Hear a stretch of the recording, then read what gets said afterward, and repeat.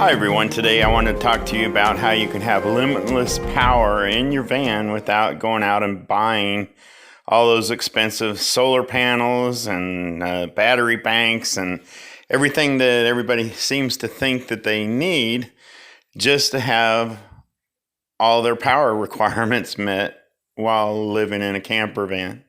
So here's what I've been thinking lately. If we can get past the madness of believing that letting your car idle costs vast amount of money and is terrible on your motor, if you can get past that old school mindset that so many people have,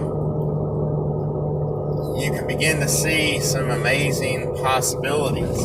And it occurred to me how, I see people go through great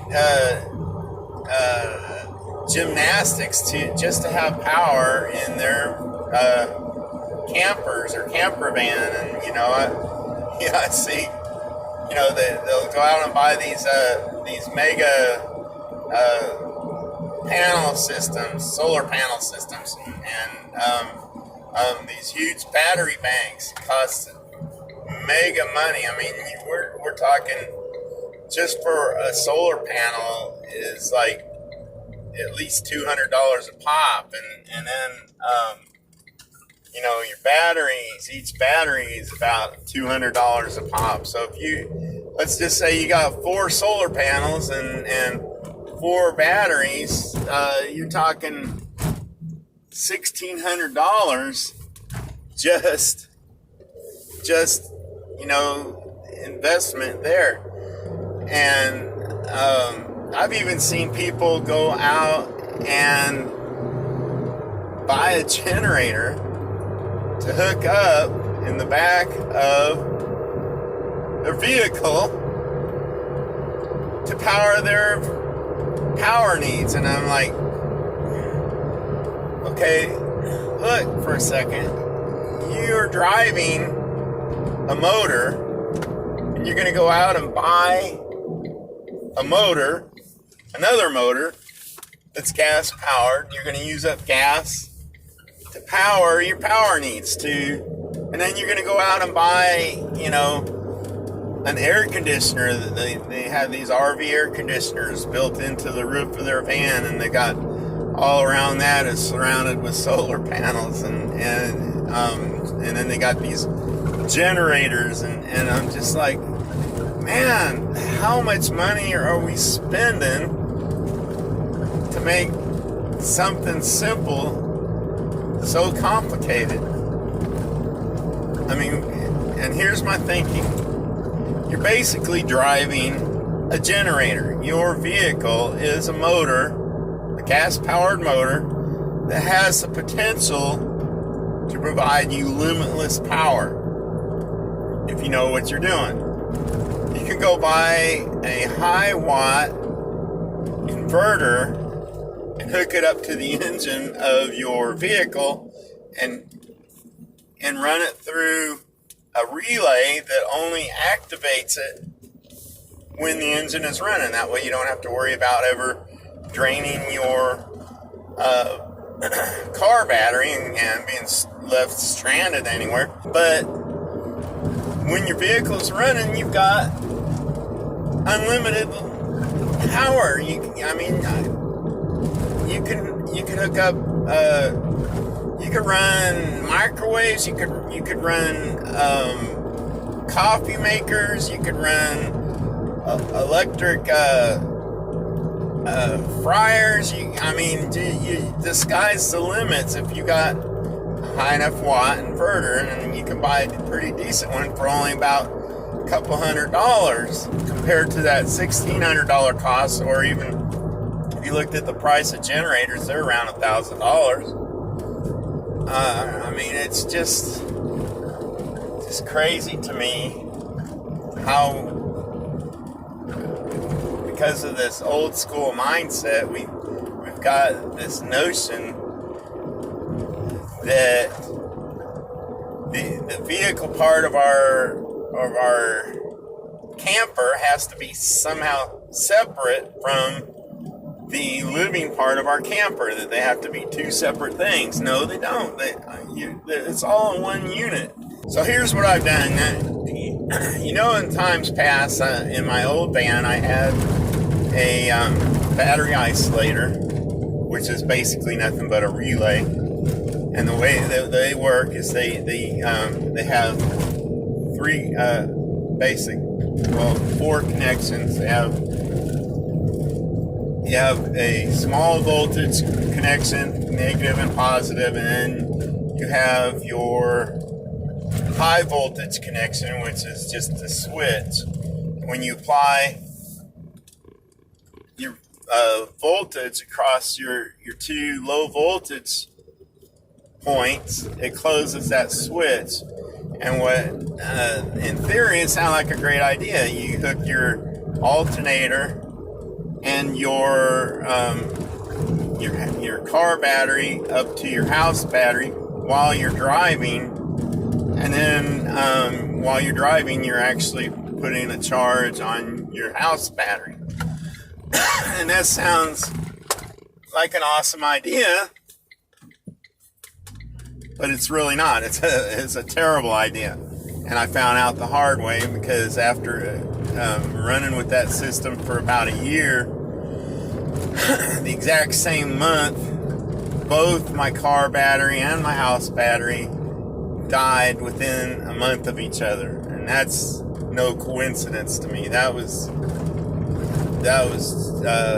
because I knew something was going on.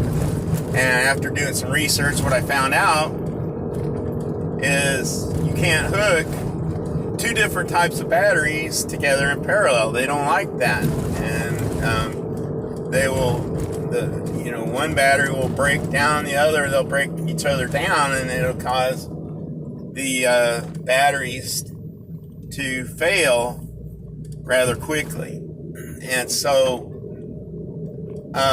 it was a bad idea to wire it up that way. And you see it all the time on YouTube. Everybody's like, get a battery isolator. You can charge your house battery while you're driving. It sounds like a wonderful idea, but it doesn't work. It's terrible on your battery system. And so here's what I've done. I went ahead and I bought another battery isolator, and like I said, it's basically all it is a relay, and you can use that same connection that closes. Instead of connecting it directly to your battery, you can use that to power up an inverter. And I bought a 2,000 watt inverter. Cost me like $150 some. Not that expensive at all when you think about it. And what I did is I wired it up so that when I start my ignition, it turns on that relay, that battery isolator, and it connects power to my inverter. And now I have a 2,000 watt inverter powered up only when my engine is running. And so basically what that did was create for me a power plant. I'm driving around, and this is a power plant now. And I have limitless electricity whenever I need it. Just, you want to make a pot of coffee, start the motor. You want to, if I wanted to get a microwave and put in here, I'm still contemplating a little microwave even put in here. Pop popcorn, start the engine. I have a vacuum sweeper. I want to run in the vacuum and vacuum out my van, start the engine.